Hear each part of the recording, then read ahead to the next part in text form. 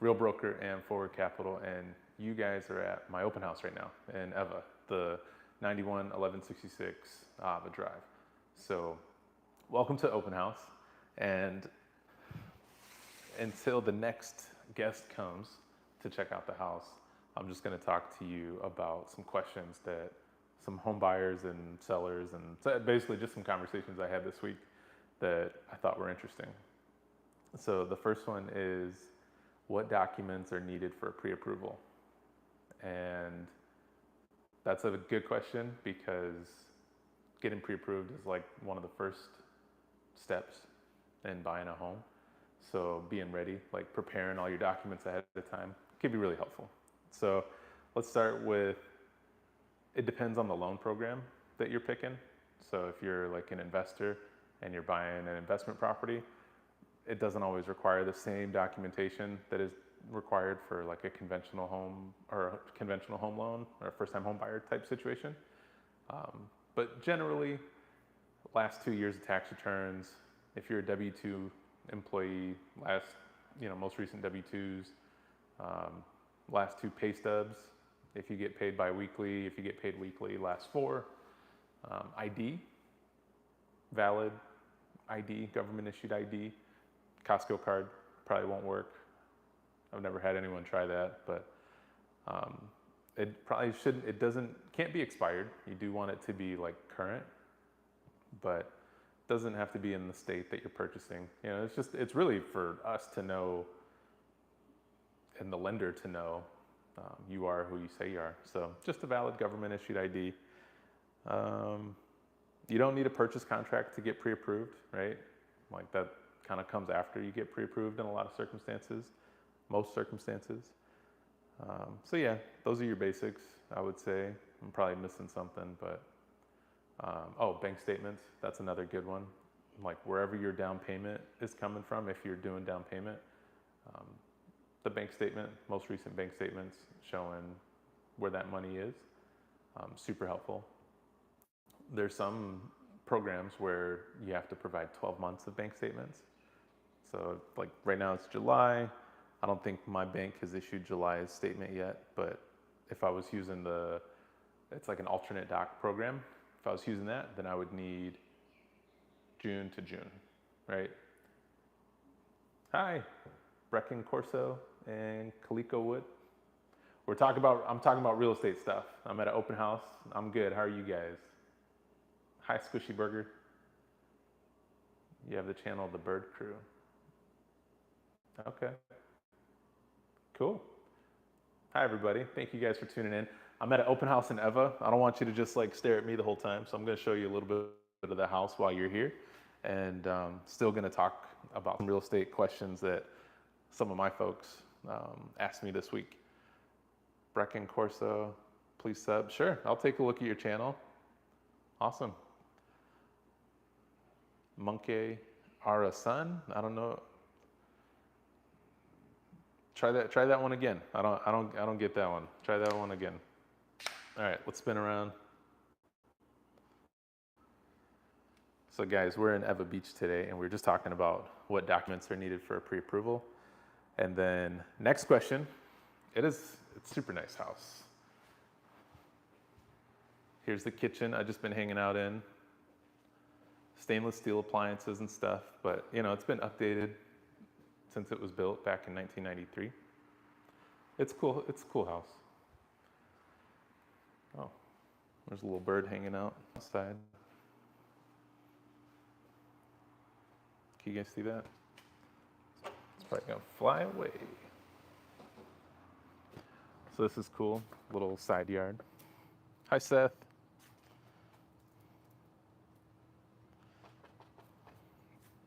Hey, Parker. Yeah, thank you for saying that. It is a nice house. One thing that's cool about this house too is like big open park across the street. Right? Super nice. It's a really cool day in Eva today. Super comfortable. This is all the front yard for this property. And then that's like guest parking, kind of guest parking. Doesn't have to be guest, anybody can park there.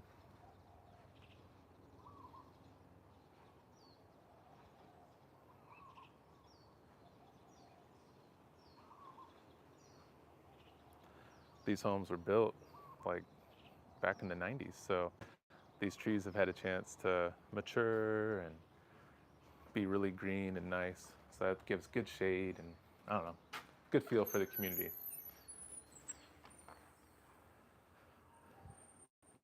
Big living room, 2 different versions of air conditioning.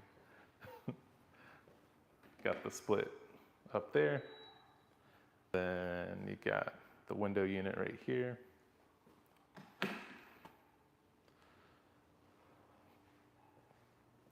All right, so let's come back to the kitchen. If you guys want to see anything in particular, let me know, and I'll show you. I'll show you the whole house, really, but I'm gonna talk a little bit more about some real estate stuff. Okay, another question somebody had this week was, when's the best time to buy? And that's such a cliche question. Like, everyone's situation is so unique. So saying like, oh yeah, summertime, that's the best time to buy it, it's nonsensical. So first of all, it depends on your situation, right? If you're a lot of people that I've met that are shopping right now, they're transitioning for work, and they have 90 days to do so. And at day 90, they need to be in a home. Otherwise, their reimbursements for hotel and relocation expenses starts to dry up. So for those folks, it doesn't matter what time of year it is, really. It's about finding something that fits their needs right then in that moment, in that 90 days. And buying a home takes, probably a minimum of 30 in most circumstances. So being able to do that quickly is important. We usually see the most inventory, so you're gonna have like the most options as a buyer. I would say March, April is when it starts to pick up, and then it drops off closer to the end of the year, like near the holidays.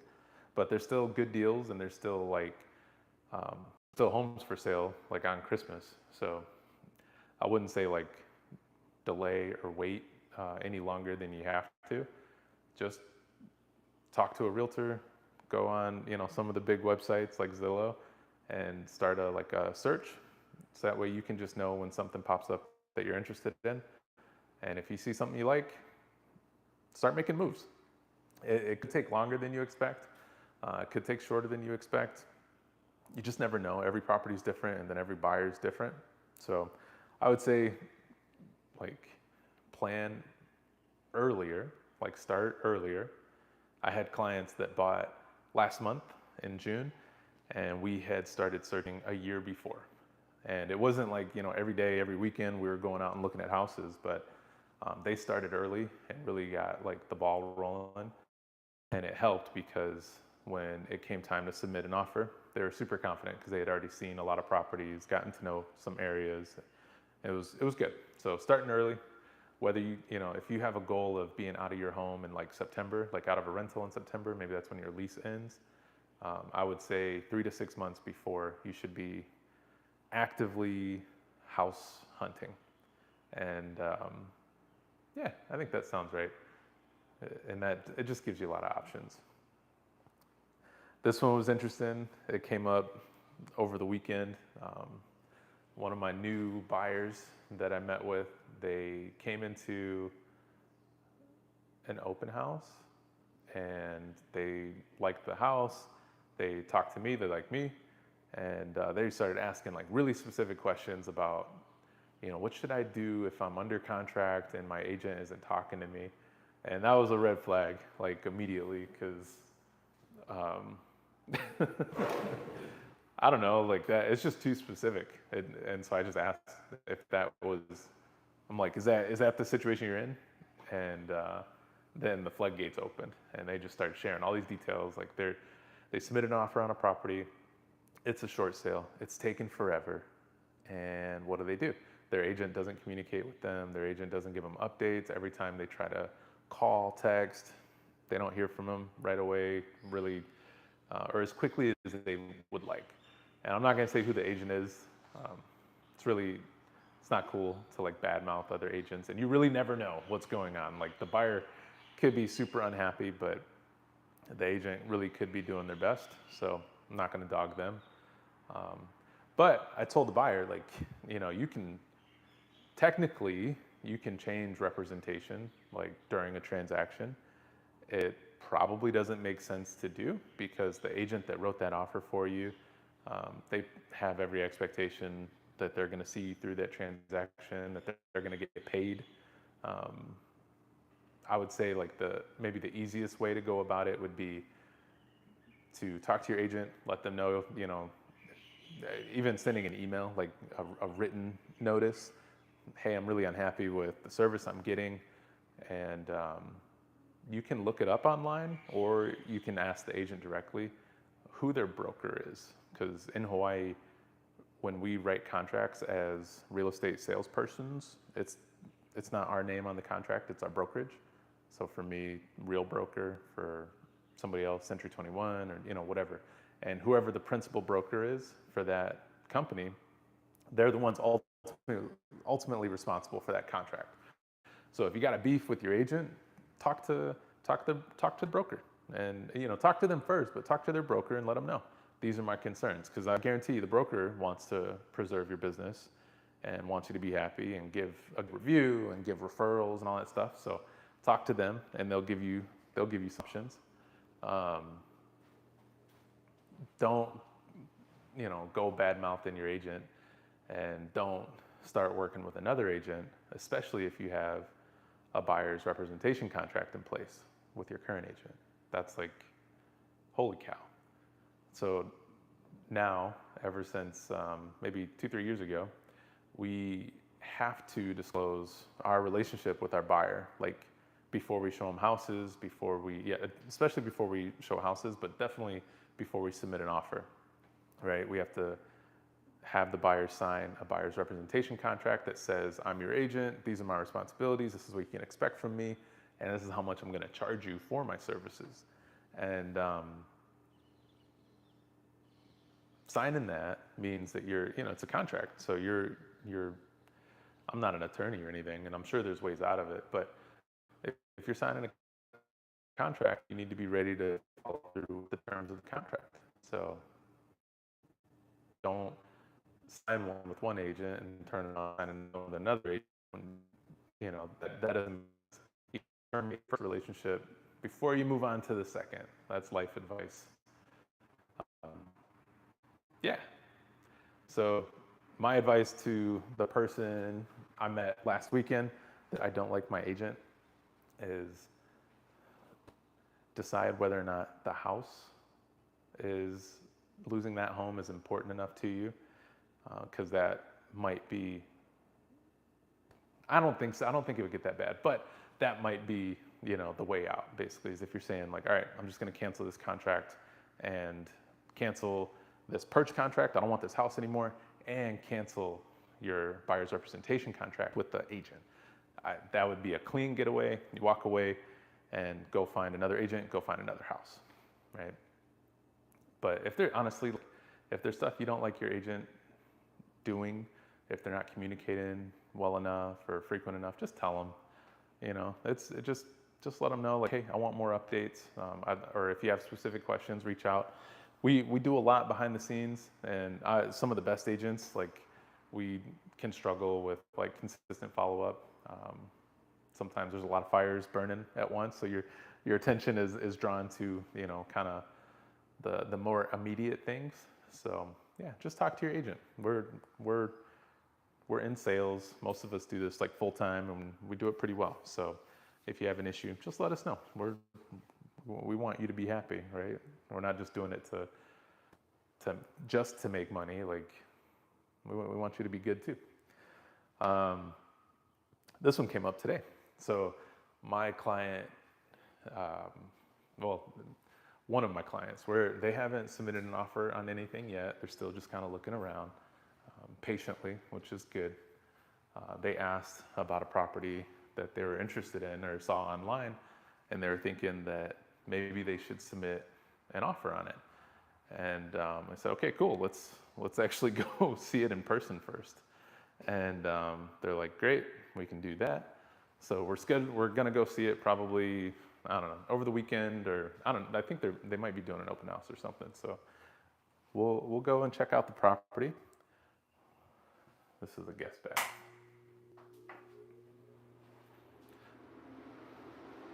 Anyways, we're gonna go check out the property, but before we even like got to details about scheduling that, we started talking about submitting an offer and how low they can go. And that's always a good conversation with buyers, is like just talking about the value of home and all that. But anyways, I started telling them about, we long conversation, and we got into the home inspection. And it's super common for home buyers to submit an offer, get their home inspection done, and then the home inspection reveal some information that they didn't have before. And so now that they know this new information, it might change the value of the home in their mind. And that's totally, totally reasonable, I think. Some homes, it's super obvious. Like if, a home inspector comes into this garage and says, hey guys, there's like small cracks on the floor. They're not structural, they're mostly cosmetic or something like that. And then a buyer comes and says, well, I want, $1,000 off the price because of those cracks. I don't think that makes sense. I don't think my seller would think that makes sense. That's something you could see very clearly when you submitted the offer. So that would be kind of strange to come back and say like, okay, I want a credit for that. However, if somebody were to do the home inspection and say there's an issue with this air conditioning unit, which there isn't, thankfully, or not that we know of, and they say, hey, I didn't know this, but my inspector found out XYZ about the air conditioning unit. That's perfectly reasonable to come back and say like, hey, can you do a credit? Can you do a repair? How can we address this to where we're both happy? I think that's super fair. And because of that, because even in the Hawaii contract, there's like there's specific time frames set aside for you to be able to do that. It doesn't make sense to do a home inspection before you get the property under contract. Like just think about the decision there, right? Like you identify a property, think it's great, so you want to submit an offer, but you want to be really certain. So you get permission from the seller and you do a home inspection. Maybe that takes a day, maybe it doesn't, maybe it takes a week, I don't know. Get the home inspection, you start to get, budgets about all these things, the repairs, maybe it comes back perfectly clean, and there's no issues or anything. In that time, anyone could have submitted an offer on the property. So now you've just spent $300, maybe upwards of $600, $700 on a property, and it's not even under contract. You don't even know if the seller is going to accept your offer. So let's say you submit the offer and the seller comes back and says, hey, we already got a great offer. We're not interested in working with you. Then you just paid for a home inspection for literally no reason, just for your own info. And you're not going to get a discount. You're not going to get a refund. That's on you. Whereas you go the other way, submit the offer, seller says, yes, we're interested in working with you. Great offer, I accept it. Then you do your home inspection. You're already under contract. No one else can take the property from you, right? As long as you perform. Do your home inspection, find out new stuff. Let's say it comes back perfectly clear, great. Oh well, now you know with certainty that the home is in good shape. You just move forward. No one else can submit an offer and take the home from you. So I think the normal process is submit the offer, get that accepted, then do the home inspection. Don't pay for a home inspection beforehand if you can help it. There's been a couple short sales or not short sales, but like foreclosure properties that don't even allow you to really have a home inspection contingency. So you have to do the due diligence ahead of time. So that's a little bit riskier, but those tend to be cool too because they're usually priced under market value. So, it's a give and take. But I appreciate you guys coming over and checking out Ava with me and listening to me talk a little real estate stuff. If you have questions about anything real estate in Hawaii, I'm Jeff, and I'm here to help.